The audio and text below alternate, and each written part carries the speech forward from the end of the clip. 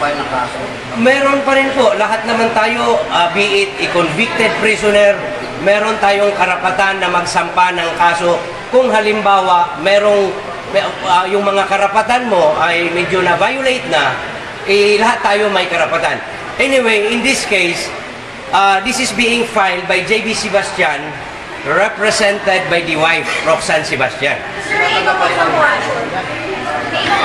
Maliban doon sa violation sa Anti-Graft and Corrupt Practices Act,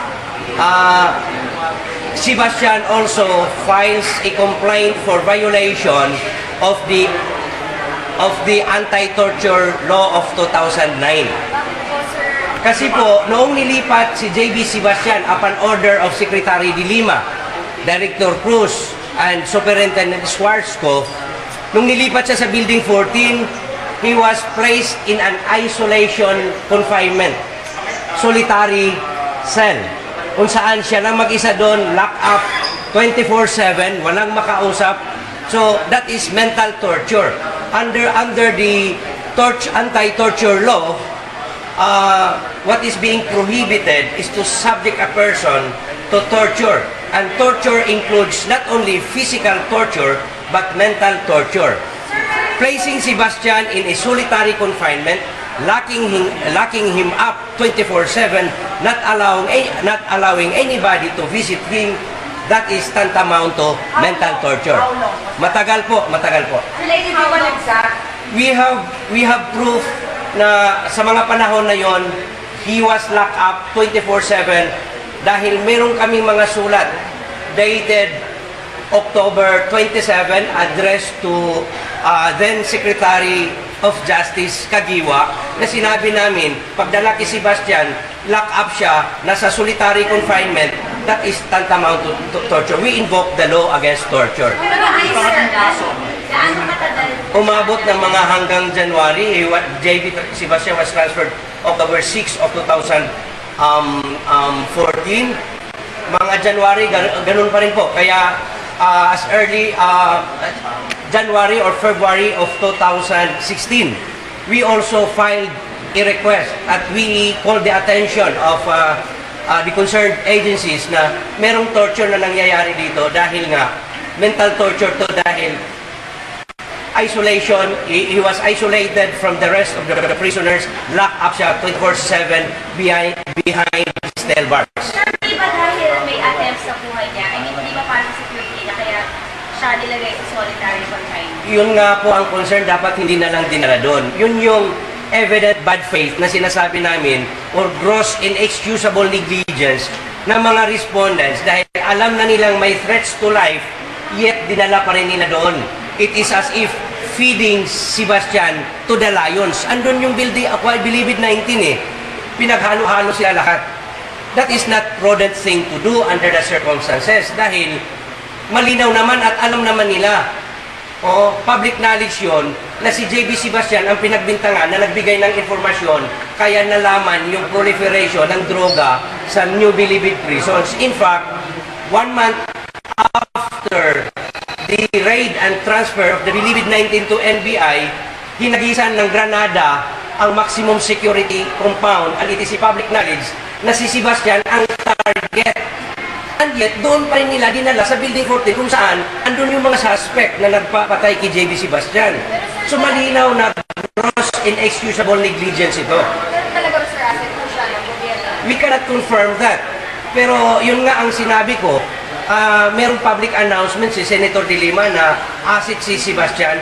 So lalo nilang in-expose for the second time itong taong na ito to danger and to threats to his life.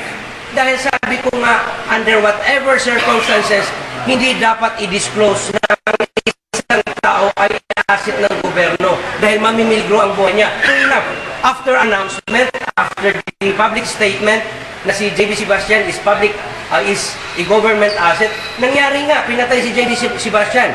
Fortunately, ngayon, there was a frustrated murder, a premeditated plan to kill him. So bakit nangyari yon? Una is yung pagdala nila sa Building 14 at pangalawa, yung public announcement na isang government asset. Necessarily, magagalit yung mga drug lords sa kanya at kung sino man ang involved dito sa proliferation ng droga sa New Bilibid prisons. Sir, you know for a bakit na kaya siya nalagay sa solitary confinement? Dahil that was the only way for the DOJ or NBP to keep her safe. Nasabihan pa kayo doon na kaya lang natin Wala naman pong silang rason kung bakit nilipat si Jaybee Sebastian. In fact, on record, meron kaming request na bibigyan kami ng kopya ng order ng sinasabi nilang interagency order or decision para ilipat si Sebastian. But we have documents to show that it was former Secretary de Lima who ordered the transfer of Jaybee Sebastian. And that is on record. Meron kaming dokumento na sinabi ni Director Cruz na they cannot transfer Sebastian back to maximum security compound from Building 14 dahil Sebastian was transferred upon the orders of the former Secretary of Justice de Lima. Solitary confinement yung tinatanong ko. Were you informed or parang nasabihan man lang ba kayo na hindi, kaya nga namin siya inalagay sa solitary confinement dahil kayo na mismo nagsabi na he's in danger. So, Building 14 pa rin siya pero sa solitary confinement namin siya para rin hindi siya mapahama. May ganun bang nangyari na... There was no official communication to that effect, but we understand. Kaya nga ang concern namin, dapat na huwag na lang doon sa Building 14 eh. Kasi nilipat mo nga sa isang safe place, tinutorture mo naman. So that's the effect there.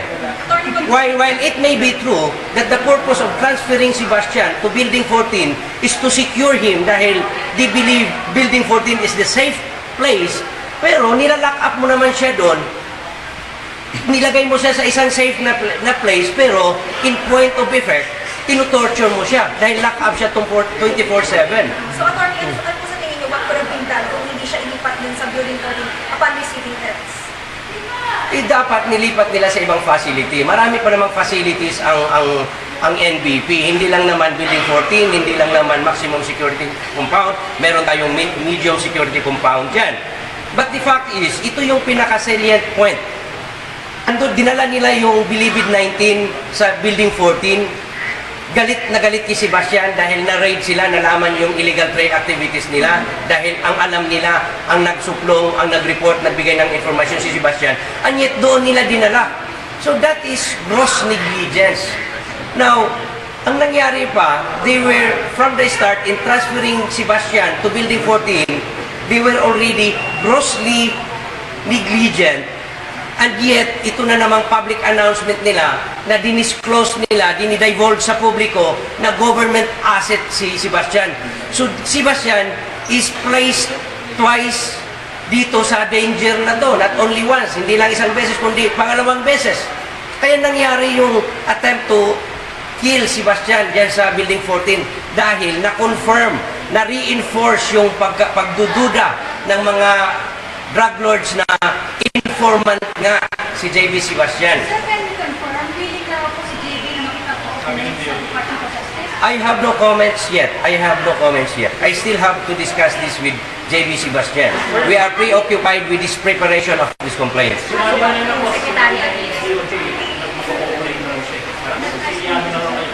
I'll talk with Sebastian. I want confirmation from Mr. Sebastian. Pupunta ba, sir? I'm not sure, but I was informed this morning by the officers of the Bureau of Corrections that the attending physician may not allow Sebastian because of his present medical condition. Hindi pa siya, kumbaga, yung medical condition niya prevents him from going to the Congress and testify. Still in the process of recovery and under observation. Kaya nga, I was told, hindi po pwedeng dalhin siya bukas or sa 7 sa Kongreso dahil nakakabit pa rin yung dalawang tubo doon sa chest niya. Pero yung pagsampa ng reklamo, balak yung pagsampa ng reklamo, sign ba yan na si Sebastian going to work, willing to work with the government?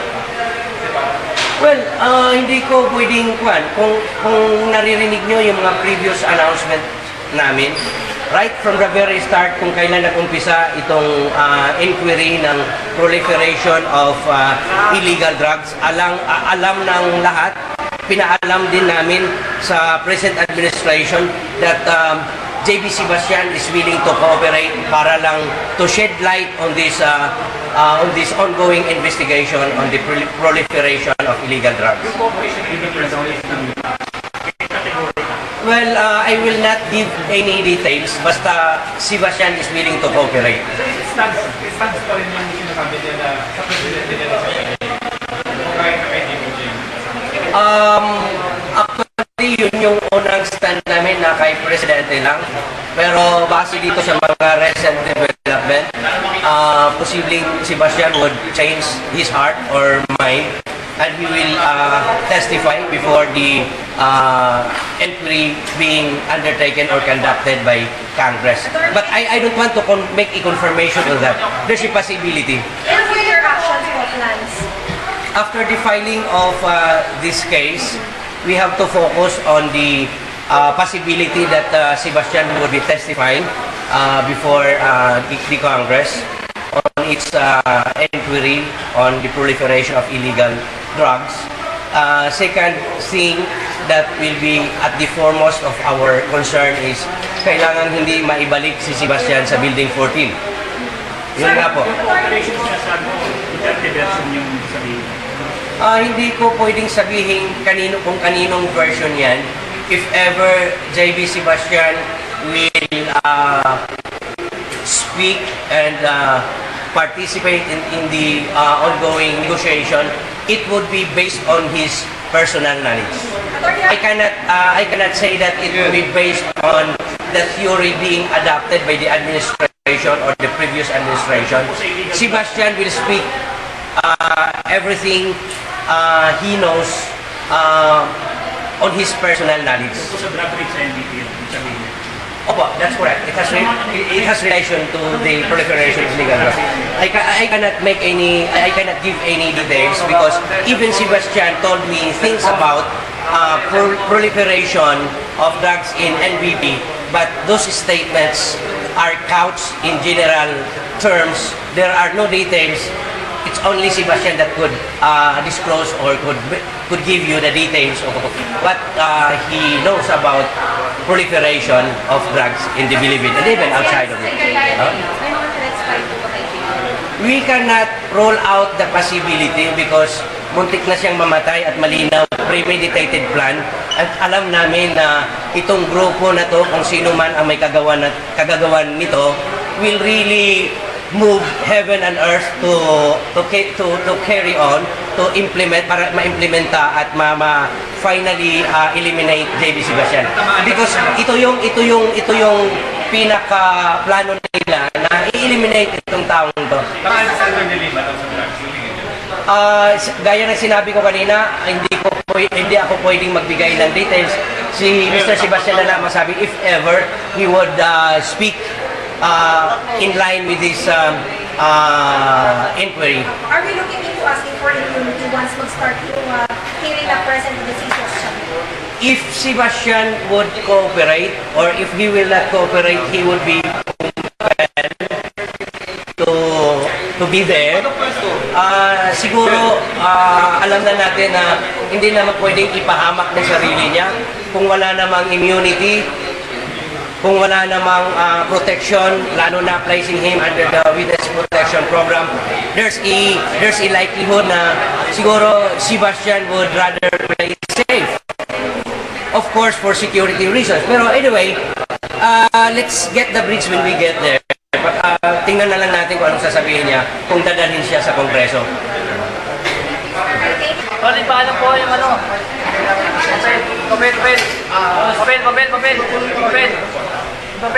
Papel.